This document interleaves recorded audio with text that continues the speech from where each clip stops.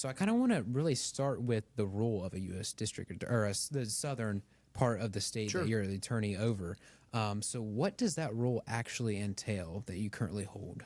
Well, if you differentiate it from, there's two federal districts in West Virginia. We're lucky to have that.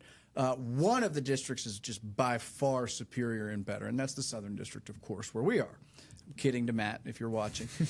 So Matt Harvey's the Northern District Attorney. He's a great guy. We get along well. As a matter of fact, I was in Wheeling last week, and I was at an event with Matt for Law Enforcement Appreciation Week, which was great, by the way.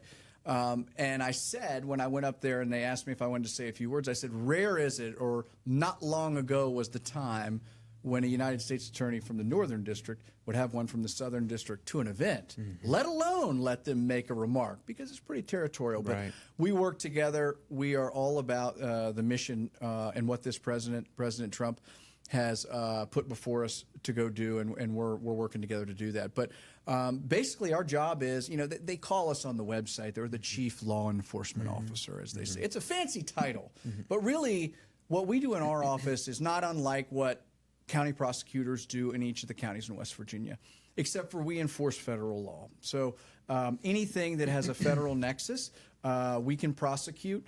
Anything in those federal statutes or that the United States Congress passes that they say you can't do, if you do those things, we can prosecute. I'm putting it very simplistically. We also have a civil side where we enforce, if we have healthcare fraud or some of these qualified regional health centers that receive federal dollars are sued, we defend them on behalf of the United States.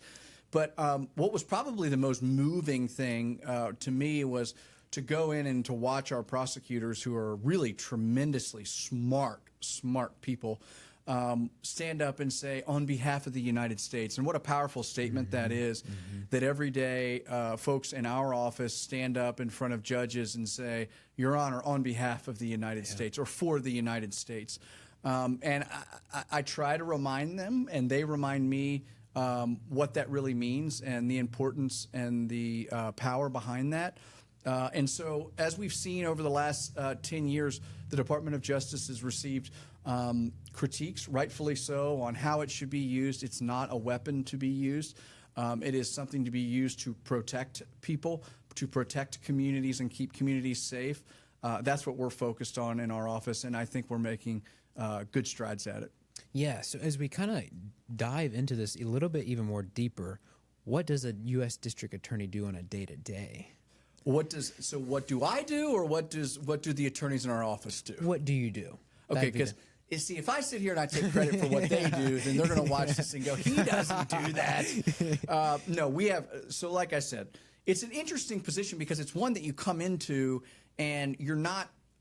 I jokingly say I'm a temporary employee. Yeah. So the president appoints the United States attorney for each of the 90. Well, there's 93 U.S. attorneys. There's 94 districts across the country. Okay. And he appoints all of them.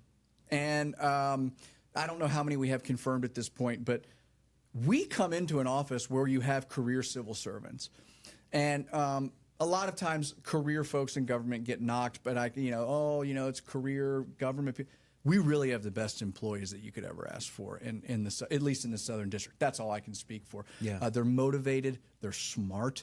They want to help their communities. They're working there because they want to be part of the community and help their communities. So we really have a group of United States attorneys in the Southern District that either prosecute case or they work in our civil division.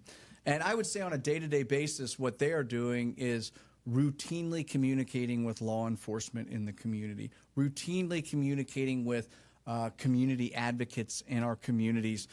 They're putting together, it's a lot of paperwork, it's a lot of reading, a lot of writing.